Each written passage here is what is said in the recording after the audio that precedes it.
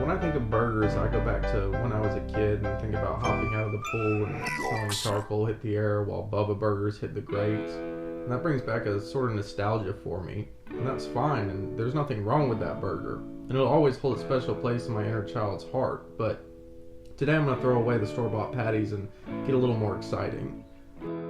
So this is a bowl of ground sirloin, and yes, we're going to patty our own patties, and that may seem complicated, but it's really not. But first, let's start with something that I think a burger needs: onion. In order to chop something safely, you need to have a sharp knife, and you can keep that by honing your knife once or twice a week, depending on how much you cook, by simply doing what I'm doing with mine in the video. So looking at the onion, you've got a top and a root. You don't want to cut the root off of the onion. That will make you cry everywhere. So start by slicing off the top, cutting through the root directly down the middle, and then take your fingernail and just peel the onion. Peel off that whole top layer. It's not good, doesn't taste great, and it's really flimsy.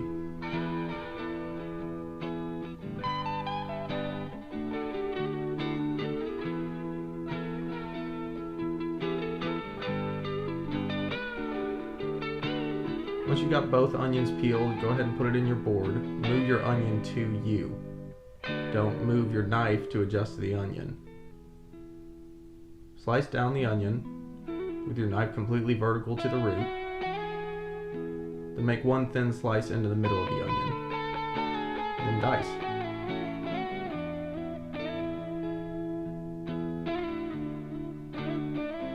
Now let's get back to the subject of burger meat. Add your diced onions, and then let's get a little bit of flavor going in there. So I said I wanted to make it a little bit more exciting. That didn't mean I had to overcomplicate it. If you're a super burger aficionado and you want to get super complicated, go to the end of this video and check out the third recipe. Salt your meat. Of course, add black pepper. Then I like to add a lot of Tabasco hot sauce. That's right, I said a lot. Then pick up your favorite bottle of Worcester, you know what kind of sauce I'm talking about. Add a few tablespoons of the burger meat. Then get messy, use your hands. If they're clean, there's nothing wrong with it.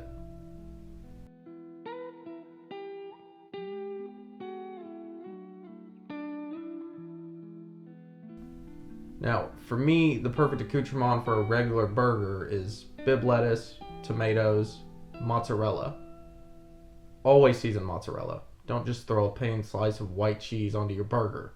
One, looks better, and two, it tastes better. Once your pan's super searing hot, get your patty, make sure your oil's hot, and throw it in.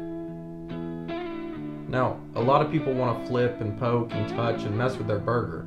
Leave it alone. Flip it once, maybe twice, depending on the temperature of your pan, and try and develop a good crust.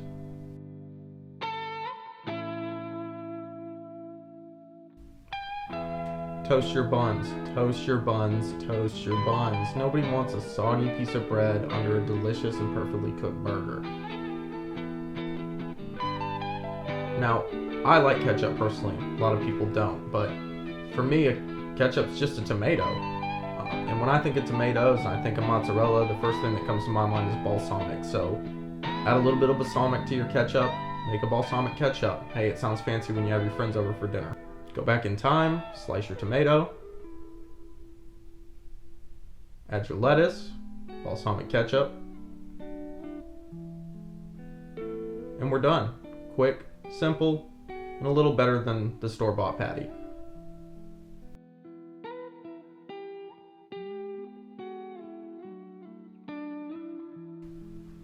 Now, from what I can see from the internet and a bunch of people I know, for some reason people don't eat red meat anymore. And that's fine, that's not a problem. That's why we have turkey. So I've got here just some ground turkey, buy it at the store, and it's a different alternative and a more fun way to create a burger. Let's start with getting a little bit of toppings for it. Same half of the onion you used earlier, Slice down until you've got thin strips. Go to a pot, add red wine vinegar, kosher salt, white sugar, mustard seeds, and whisk it all together. Bring it to a boil, pour it over your onions, cover them with saran wrap, and let them sit for 30-45 minutes. It's a quick and easy pickle. We also want a little bit of heat in the burger and on the topping, so I'm also going to slice up some jalapenos.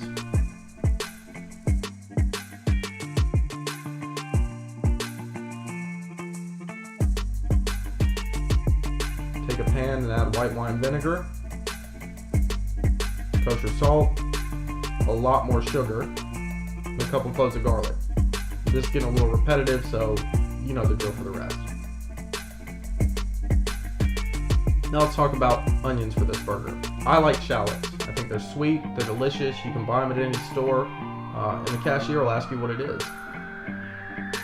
Just like you would the onion, peel it, cut it in half, salt over the root, and slice down vertically from the root. And just dice it. We're going for a little bit finer here because turkey meat's a lot more tender. Grab yourself a bunch of green scallions, cut off the end, cut off the root, and then slice them up. Yeah, I know what you're thinking. This guy really made cooking videos. He could do it a little bit faster. Well, I got you there. Lightly mix your shallots and your green onions. Don't overwork your meat. And then add a couple dashes of soy sauce. Then, like I said, I like heat. You couldn't tell already. Add some sriracha.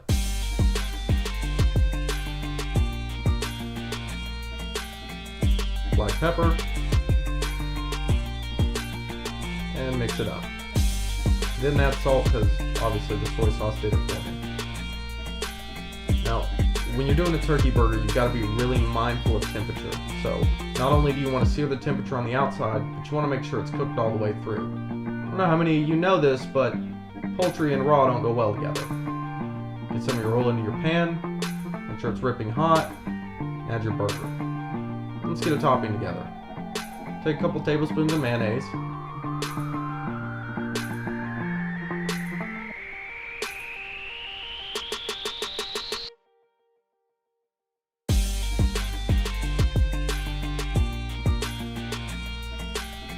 Add a decent amount of sriracha.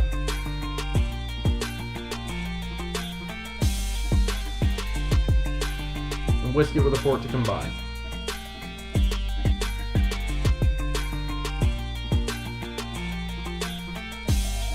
And if you notice here, I'm using a potato bun. To me, personally, it's the best thing to go on a burger.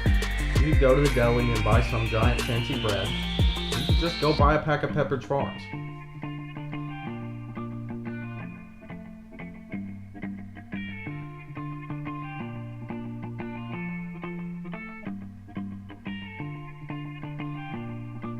Toast your buns, if I needed to remind you, then get ready to assemble your burger.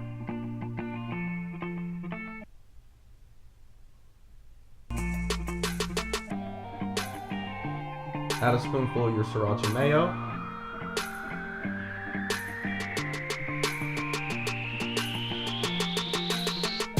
Drop on your burger. A little more mayo. Pickled onions, jalapenos. Fondle your watercress. Stack it high. You guessed, a little more mayo. Cover it up. You got a delicious turkey burger. Alright, for those of you that have stuck around this long, it's time for the big finish. So, ground sirloin's great, ground turkey's great, but what if you ground your own meat at home? No, I'm not talking about having a $3,000 meat grinder. This is pretty simple. So I've got here in front of me chuck roast, a ribeye, make sure there's a good amount of fat on it, and a sirloin. Start by taking your chuck roast and trimming down the middle so that the line of sinew is exposed. Sinew's not good. It's chewy, it's tough, doesn't go well in beef. There's nothing wrong with a little fat marbling. If you had a completely lean burger, well, it would be terrible. Slice it into long fingers, almost like you're making a giant fat French fry. Line the pieces up together and dice. Now, a good tip here that I didn't go by, if your meat is cold before you slice it, it'll be a little bit easier to cut and won't take as long. Take your ribeye. If you just start to pull it with your hands, you'll notice it's really tender and it'll come apart. What we definitely want to do is make sure we trim out the big block of fat that's right in the middle. That's going to help pad your burger and keep it moist. Same drill as the chuck eye. Cut out all the sinew.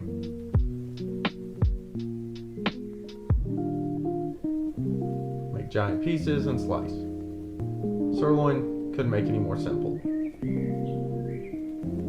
Now, once you've got all your meat cut into cubes, put it onto a lined baking sheet with parchment paper. Take the blade to a food processor and put them in the freezer for about 20 minutes. Through the magic of video editing, 20 minutes has gone by, and we're ready to grind our meat.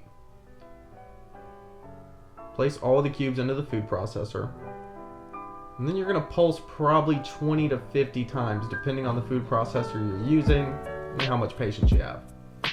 You may have to stop and scrape the sides for big chunks, but at the end of it you should come out with a perfectly ground beef with a great fat ratio that's going to be unlike any other you've ever tried.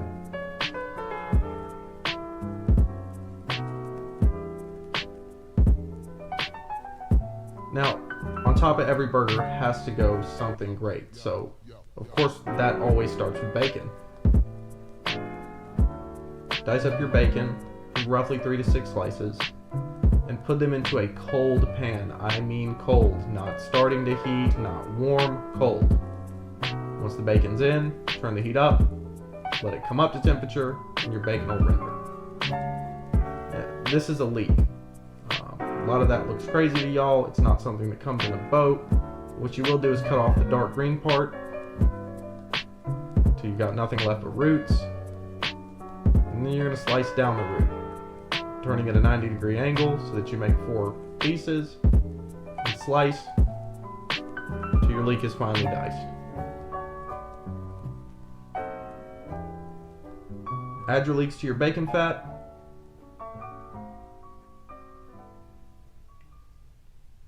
And sweat them until they turn down completely translucent.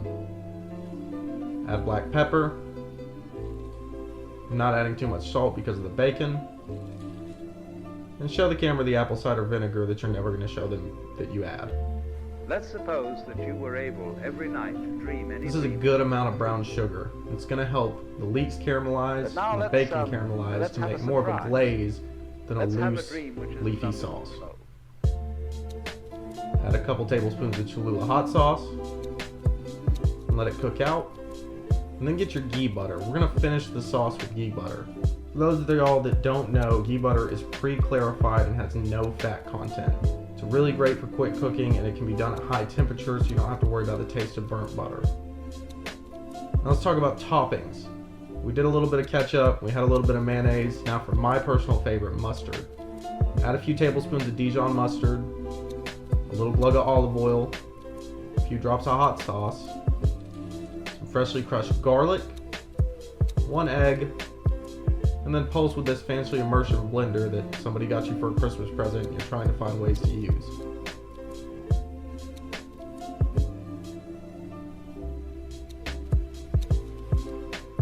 Now that you got your patty formed, your sauce made, your cheese sliced, and your pickles ready, get your cast iron pan, again smoking hot, and get ready to drop a burger in.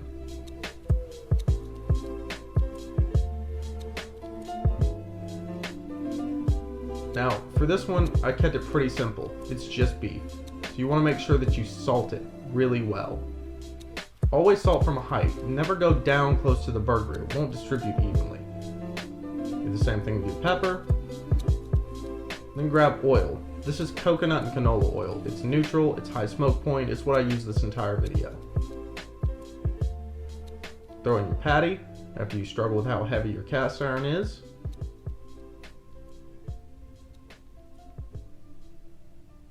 And leave it alone. Now, after a few minutes, come back, flip your burger over. Make sure you got a crispy top and add your cheese.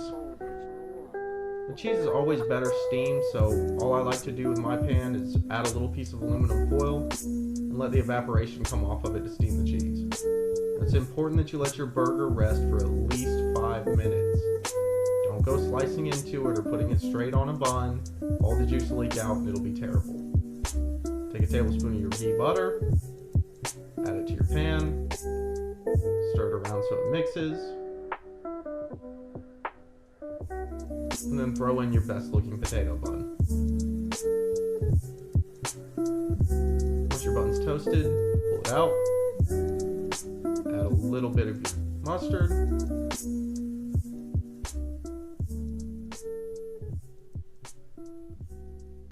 drop on your burger,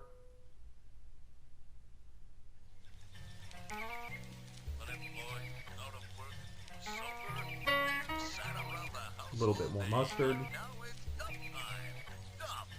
add your leek and bacon topping, a few pickles,